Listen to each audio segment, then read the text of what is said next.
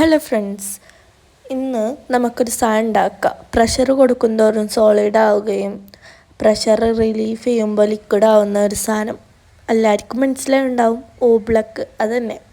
അപ്പോൾ ഒരു പാത്രത്തേക്ക് കോൺഫ്ലവർ ഇട്ടിട്ട് വെള്ളം ഒഴിക്കുന്നുണ്ട്. കോൺഫ്ലവറിനെക്കാട്ടിൽ വെള്ളം കൂടാൻ പാടില്ല.